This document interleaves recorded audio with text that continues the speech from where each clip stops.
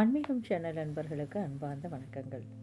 உலகெல்லாம் உணர்ந்து ஓதற்கரியவன் நிலவுலாவிய நீர்மலி வேணியன் அழகில் சூதியன் அம்பலத்து ஆடுவான் மலர் சிலம்படி வாழ்த்தி வணங்குவான். இந்த பதிவுக்குள்ளே போகிறதுக்கு முன்னாடி நம்மளோட சப்ஸ்கிரைபர்ஸ் எல்லாத்துக்குமே எங்களுடைய நன்றிகளை தெரிவித்துக் கொள்கிறோம். இந்த பதிவில் நம்ம பார்க்க போகிறது மதுரை மீனாட்சி அம்மன் திருக்கோவிலின் சிறப்பும் அம்மனுடைய சிறப்புகளை பற்றியும் தான் பகுதி 2ஆக நம்ம இங்கே பார்க்க உள்ளோம். இந்த கோயிலில் வீற்றிருக்கக்கூடிய சில தூண்கள் இசைப்பாடக்கூடிய அதிசயமும் நமக்கு பெரு வியப்பினை ஏற்படுத்தக்கூடியதாகும். இறைவனின் திருவிளையாடல்களை விளக்கும் நாடக நடன சிற்பங்களும் சித்திரங்களும் இங்கே காணப்படுகின்றன. மொத்தத்தில் மீனாட்சி சுந்தரேஸ்வரர் திருக்கோயில் முத்தமிழும் சேர்ந்து விளங்குகின்ற திருக்கோவிலாக அமைந்துள்ளது. இத்தலத்தில் கதம்ப மலர்கள் நிறைந்து விளங்கிய காரணத்தால் இதனை கடம்பவனம் என்று அழைப்பார்கள். இந்திரன் அசுரர்களை வஞ்சித்து கொன்ற கொலைபாதகம் மறைவதற்காக இந்த கடம்பவனத்திலே தவம் செய்து தன்னுடைய பாவங்களை போக்கிக் கொண்டதாக புராணங்கள் கூறுகின்றன. அம்மையும் அப்பனும் அவனுடைய பாவங்களை போக்கிய காரணத்தால் இந்திர விமானத்துடன் இந்திரனே இத்திருக்கோயில் கட்டுவித்தான் என்றும் கூறப்படுகிறது. மாபாதங்களையும் மன்னித்து அருளும் பதியாக மதுரையம்பதி திகழ்வதற்கு இது ஒரு சான்றாகவும் திகழ்கிறது. மேலும் அறியாமையில் மூழ்கி கிடந்த கூன்பாண்டியன் தெளிவு பெற வேண்டும் என்பதற்காக பாண்டிமா தேவியரான மங்கையர்க்கரசியார் அமைச்சர் குலைச்சிறையாரின் ஒத்துழைப்புடன் திருஞான சம்பந்த பெருமானை இத்தலத்திற்கு வரவழைத்தார். சம்பந்த பெருமான் மதுரையம்பதிக்கே வருகிறார் என்று அறிந்ததும் சமணர்கள் தாழ்ப்புணர்ச்சி கொண்டார்கள். பாண்டியனின் மனதினை மாற்றி அவனை அவர் சைவ நெறிக்கு திருப்பி விடுவாரோ என அஞ்சினர். அதன் காரணமாக திருஞான சம்பந்தரின் திருமடத்திற்கு தீயிடவும் துணிந்தனர்.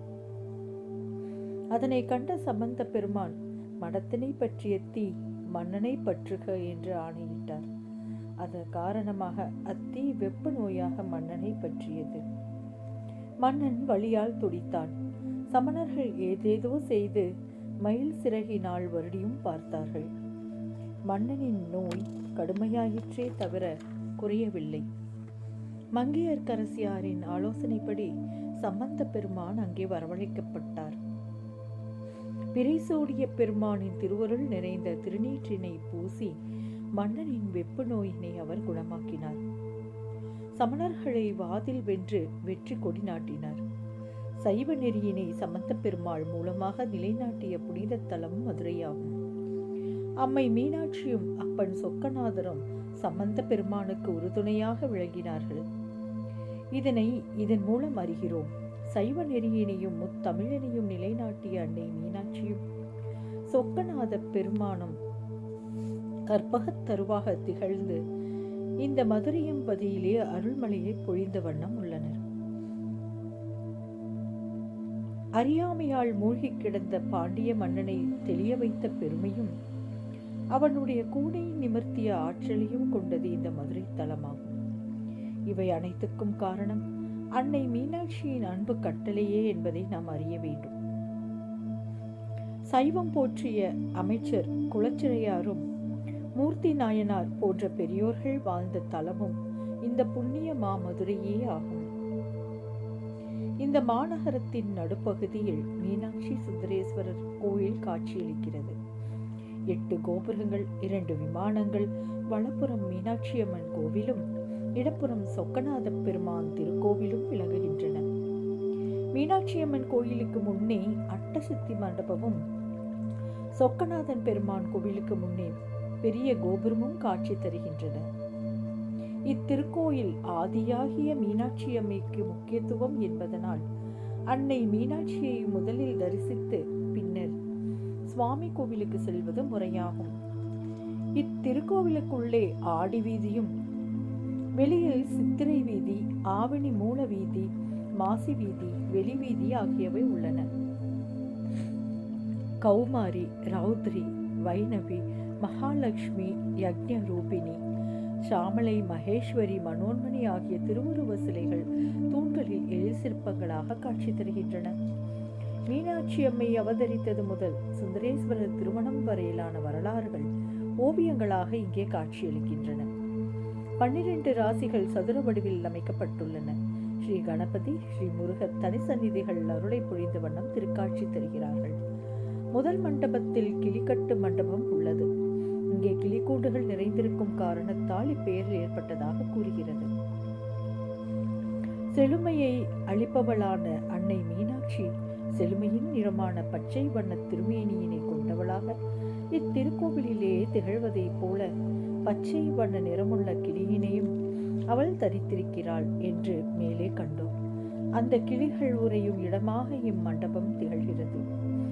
இங்கே தர்மபுத்திரன், பீமன், அர்ஜுனன், நகுலன், சகாதேவன் ஆகிய பஞ்சபாண்டவர்களின் சிலைகளும் திரௌபதியின் சிலைகளையும் காணலாம். இந்த மண்டபத்தில் தான் அன்னை மீனாட்சி சந்நிதியின் பிரதான வாயில் உள்ளது. இத்திருக்கோயிலின் கருவறையில் நடுநாயகமாக அன்னை மீனாட்சி கருணை நோக்குடன் 2 திருக்கரங்களுடன் அருட்காட்சி தருகிறார். இத்தலத்து தீர்த்தங்களுள் முதன்மையானது பொற்றாமரை பொய்கையாகும். தேவலோகத்து இந்திரன் மீனாட்சி சுந்தரேஸ்வரரை பூஜிக்க பொன் தாமரை மலரினை பெற்ற காரணத்தினால் இப்பொய்கை பொற்றாமரை பொய்கை என்ற பெயரினை பெற்றது. இத்திரு பொய்கையினை பிரம்ம தீர்த்தம் என்றும் அழைப்பார்கள். சிவகங்கை என்ற திருப்பெயரும் இந்த தீர்த்தத்திற்கு உண்டு. இப்பொய்கையானது தர்மம், அர்த்தம், காமம், மோட்சம் ஆகிய உறுதி பொருட்கள் அளிக்கும் என்பதாலும் மேன்மைகள் பொருந்திய அருட்பொய்கை என்பதாலும் இதனை அருட்சிவ தீர்த்தம், ஞான தீர்த்தம், முக்தி தீர்த்தம், உத்தம தீர்த்தம், தாமரை தீர்த்தம், தர்ம தீர்த்தம், அருத்த தீர்த்தம், காம தீர்த்தம், மோட்ச தீர்த்தம் என்ற பெயர்களிலும் அழைப்பார்கள். இந்த தீர்த்த குளத்தில் நீர்வாழ் உயிர்கள் எதுவுமே இல்லாது இருப்பது ஒரு அதிசயமாகும். இறைவனுடன் எதிர்வாதம் செய்த நக்கீரன் தீப்பொறிகளின் வெப்பம் தாழாமல் இப்பொற்றாமரை பொய்கைகளை விழுந்து அதன் பின்னர் அம்மையும் அப்பனும் கருணை கூர்ந்து அவனை எழுப்பிய இடமும் இதுவே ஆகும். இத்திருக்குளத்தின் நடுவிலே தற்போது ஒரு பொற்றாமரை மலர் மிதக்க விடப்பட்டுள்ளது. அன்னை மீனாட்சி அருளாட்சி புரிந்தருளும் இத்திருத்தலத்தில் திருவிழாக்கள் மிகவும் சிறப்புடன் நடத்தப்படுகின்றன. சித்திரை மாதத்தில் சித்திரை திருவிழா 12 நாட்கள் நடைபெறுகின்றன. வைகாசியில் வசந்த விழா 10 நாட்களும், ஆணியில் ஊஞ்சல் விழா 10 நாட்களும், ஆடியில் ஆடி முளைக்கொட்டு விழா 10 நாட்களும், ஆவணியில் ஆவணி மூலப்பெருவிழா 18 நாட்களும், புரட்டாசியில் நவராத்திரி விழா 10 நாட்களும், ஐப்பசியில் கோலாட்ட விழா 6 நாட்களும், கார்த்திகை மாதத்தில் தீபத்திருவிழா 10 நாட்களும், மார்கழியில் எண்ணெய் காப்பு விழா 9 நாட்களும், தை மாத தெப்ப விழா 12 நாட்களும், மாசி விழா 1 மண்டலமும், பங்குனியில் கோடை வசந்த விழா 9 நாட்களும் நடைபெறுகின்றன. சித்திரை மாதம் நடைபெறும் சித்திரை பெருவிழாவிற்கும், தை மாத தெப்பத் திருவிழாவும், ஆவணியில் நடைபெறும் ஆவணி மூல விழாவும் மிகவும் விசேஷமான விழாக்களாக திகழ்கின்றன.